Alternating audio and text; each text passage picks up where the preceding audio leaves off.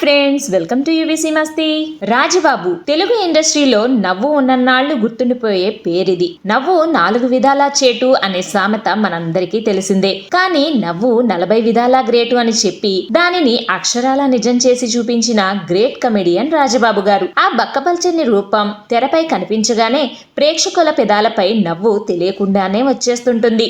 కష్టాలు కన్నీళ్లు అన్నీ మర్చిపోతారు. రాజబాబు గారి గురించి తెలుసుకునే ముందు అసలు ఆయన ఎలాంటి వారో చెప్పడానికి ఓ సంఘటన ఉదాహరణగా చెప్పుకుందాం. దేవర్ ఫిల్మ్ సంస్థ హిందీలో తీసిన రాణి ఔర్ లాల్ ప్యారీ అనే సినిమాలో రాజబాబు గారు ఓ సాంగ్ చేశారు. ఆ నిర్మాత రాజబాబు గారి రెమ్యూనరేషన్ గురించి ముందు అడగలేదు. రాజబాబు గారు కూడా చెప్పలేదు. ఒకే పాట కనుక 5,000 అయితే ఓకే అనుకున్నారు రాజబాబు గారు. కానీ ఆ నిర్మాత 40,000 ఇచ్చారు.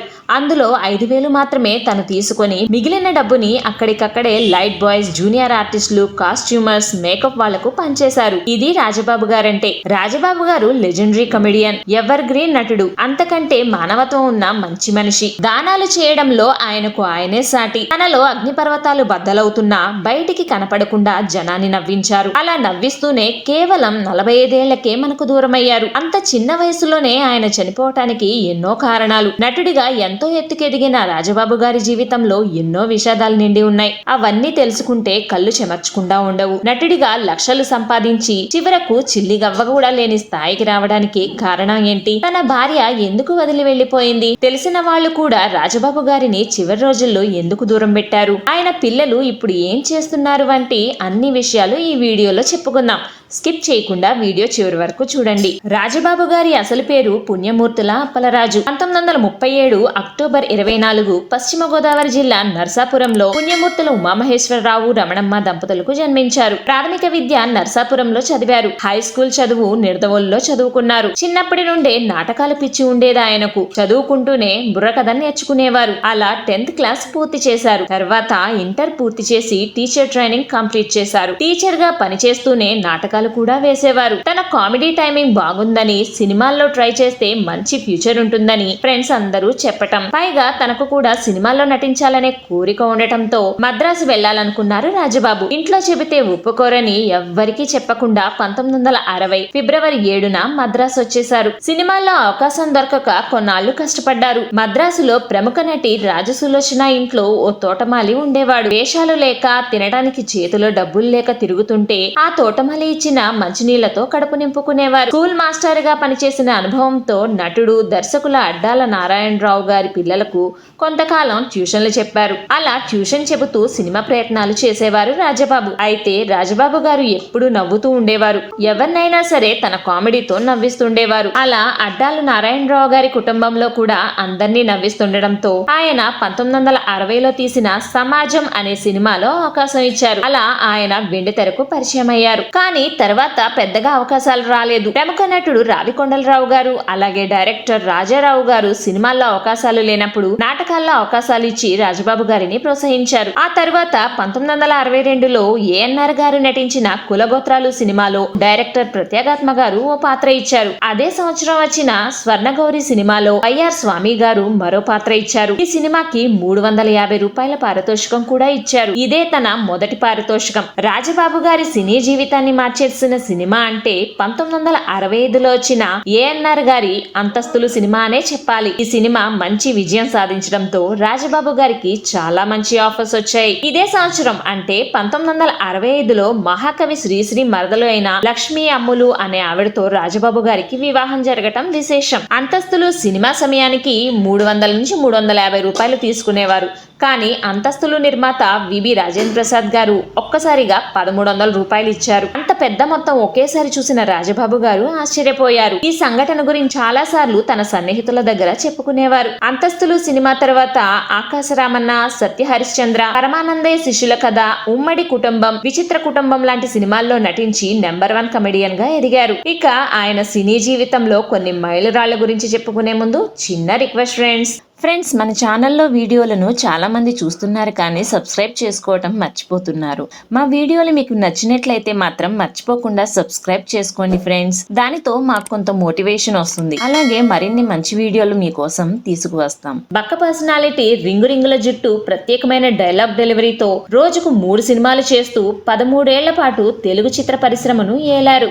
ఎన్టీఆర్, ఏఎన్ఆర్, కృష్ణ, శోభన్ బాబు ఇలా హీరో ఎవరైనా సరే కమెడియన్ గా మాత్రం రాజబాబు ఉండాల్సిందే. ఆయన కోసమే హీరోలు షూటింగ్ స్పాట్ లో వెయిట్ చేసిన రోజు ఎన్నో. ఆ రోజుల్లో రాజబాబు గారు ఏది చేస్తే అదే కామెడీ. ఆ సమయంలో వచ్చిన ప్రతి సినిమాలో ఉండేవారు రాజబాబు గారు. ఆ రోజుల్లో రాజబాబు గారు డేట్స్ లేనప్పుడు ఆయన డేట్స్ దొరికిన తర్వాత సినిమాను మొదలు పెట్టేవారంటే ఆయనకి ప్రేక్షకుల డిమాండ్ ఎంత ఉందో అర్థం చేసుకోవచ్చు. రాజబాబు అంటే చాలు జనం కడుపుబ్బా నవ్వేవారు. మెలికలు తిరిగిపోతూ ఆయన నటిస్తుంటే థియేటర్ లో జనం నవ్వలేక పొట్టలు పట్టుకునేవారు. రాజబాబు గారికి జోడీగా రమాప్రభ గారు ఎక్కువగా నటించేవారు. వీరిద్దరిది పాపులర్ జోడీ. ఆ రోజుల్లో ఏ సినిమాలో చూసినా వీరిద్దరే ఉండేవారు. కథ తయారు కాకముందే, హీరో ఎవరో తెలియకముందే నిర్మాతలు రాజబాబు, రామప్రభ డేట్స్ తీసుకునేవారు. వీరిద్దరూ పోస్టర్ మీద కనబడితే ఆ బొమ్మ సూపర్ హిట్ అని చాలా మంది అభిప్రాయపడేవారు. 1972లో దాసం నారాయణరావు గారు రాజబాబు గారిని హీరోగా తాత మనవడు అనే సినిమా తీశారు. దాసరి గారికి ఇదే మొదటి సినిమా. ఈ సినిమా అప్పట్లో 200 రోజులు ఆడింది. ఒకానొక సమయంలో ఎన్టీఆర్ గారితో సమానంగా రెమ్యూనరేషన్ తీసుకున్న ఏకైక కమెడియన్ గా రాజబాబు గారిని చెబుతుంటారు. అలాగే రాజబాబు గారు దాన ధర్మాలలో కర్ణుడంతటి వారనే చెప్పాలి. రాజబాబు గారికి తాత్విక ఆలోచనలు ఉండేవి. ప్రతి సంవత్సరం తన పుట్టినరోజు నాడు పాతతరం నటీనటులు నాగయ్య, సూర్యకాంతం, సావిత్రి వంటి వారిని సత్కరించేవారు. సావిత్రి గారంటే ప్రత్యేకమైన అభిమానం ఉండేది. ఎన్నో సంస్థలకి ఎన్నెన్నో విరాళాలు ఇచ్చేవారు. తనకు ఎంతో ఇష్టమైన రాజమండ్రిలో పారిశుద్ధ్య కార్మికులకు ఇల్లు కట్టుకోవటానికి భూమి దానంగా ఇచ్చారు. కోరుకొండలో తన పేరు మీద జూనియర్ కాలేజ్ ని కట్టించారు. అది ఇప్పటికీ ఉంది. అంతేకాదు, ఎవరైనా సహాయం కోసం ఎదురు చూస్తుంటే తనే ముందు గమనించి తన జేబులో చేయి పెట్టి చేతికి ఎంత వస్తే అంత డబ్బుని అలా ఇచ్చేసేవారట. తన భార్య పేరుతో మున్సిపల్ ఆడిటోరియం రాజమండ్రిలో నిర్మించారు. దానాలు లెక్కలేనని చేశారు. ఆయన కుడి చేతితో చేసిన దానం ఎడమ చేతికి తెలియనిచ్చేవారు కాదు. కెరీర్ మొదట్లో వాహిని స్టూడియోస్ లో ఒకసారి షూటింగ్ చేసి బయటకు రాగానే, ఓ లైట్ బాయ్ చాలా బాగా చేశారు సార్, మీరు పైకొస్తారు సార్, అప్పుడు నాకు బట్టలు పెట్టాలి అన్నాడట. ఆ సినిమా హిట్ అయ్యి రాజబాబు గారికి మంచి గుర్తింపు తెచ్చింది. ఆయన బిజీ అయిపోయారు. కానీ ఆ లైట్ బాయ్ అన్న మాటలు మాత్రం మర్చిపోలేదు. ఆ రోజు అతను అన్న మాటల వల్లే నేను పైకి వచ్చానేమో, ఎవరి రుణం ఉంచుకోకూడదు అనుకున్నారు. కానీ ఆ లైట్ బాయ్ ఎవరో ఆయనకు గుర్తులేదు. అందుకే ప్రతి ఏడాది మద్రాసులోని అన్ని స్టూడియోలకు వెళ్లి ప్రతి లైట్ బాయ్ కి బట్టలతో పాటు బిర్యానీ ప్యాకెట్లు ఇచ్చేవారు రాజబాబు. అంతటి గొప్ప మనసున్న రాజబాబు గారు చివరి రోజుల్లో ఎన్నో కష్టాలు అనుభవించారు. ఆ వివరాలు తెలుసుకునే ముందు మా వీడియో నచ్చినట్లయితే మర్చిపోకుండా ఓ లైక్ ఇవ్వండి ఫ్రెండ్స్. ఇచ్చారా? Thank you friends. తాత మనవడితో పాటు పిచ్చోడి పెళ్లి, తిరుపతి అనే 2 సినిమాల్లో బయట బ్యానర్స్ లో హీరోగా చేశారు. అలాగే తానే సొంతంగా బాబ్ అండ్ బాబ్ ప్రొడక్షన్ నిర్మాణ సంస్థను పెట్టి ఎవరికి వారే యమునా తీరే, మనిషి రోడ్డున పడ్డాడు అనే 2 సినిమాలు చేశారు. ఎవరికి వారు యమునా తీరే హిట్ అయింది కానీ మనిషి రోడ్డున పడ్డాడు మాత్రం అతన్ని నిజంగానే రోడ్డున పడేసింది.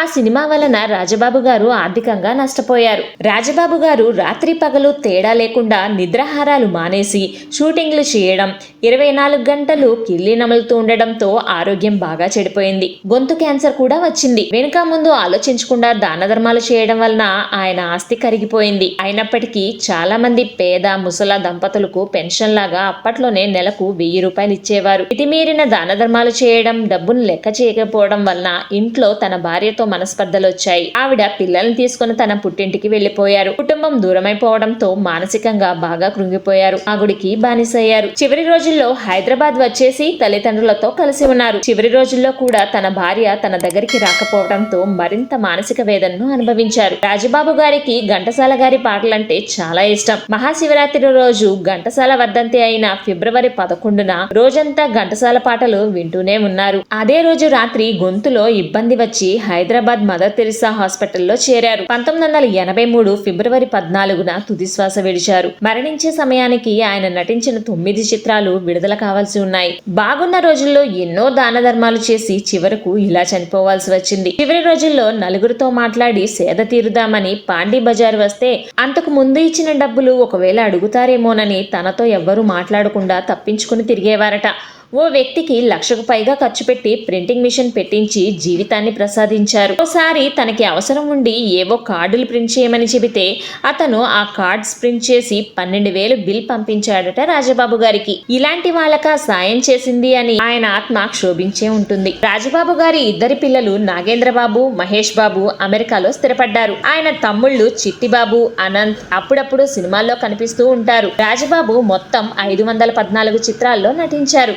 రాజబాబు గారికి 9 ఫిల్మ్ఫేర్ అవార్డ్స్ వచ్చాయి. అందులో వరుసగా 7 సార్లు ఫిల్మ్ఫేర్ అవార్డు పొందిన మొట్టమొదటి సౌత్ ఇండియా హాస్యనటుడు రాజబాబు గారే. 3 నంది అవార్డులు ఇంకా లెక్కలేని అవార్డులు గెలుచుకున్నారు. మద్రాస్ ఆంధ్ర క్లబ్ వరుసగా 5 సంవత్సరాలు రోలింగ్ షీల్డ్ ప్రదానం చేసింది. ఒక పొజిషన్ చేరుకునే వరకు మనం కష్టపడాలి. ఆ తర్వాత ఆ స్థాయిని నిలబెట్టుకోవడానికి కష్టపడాలి.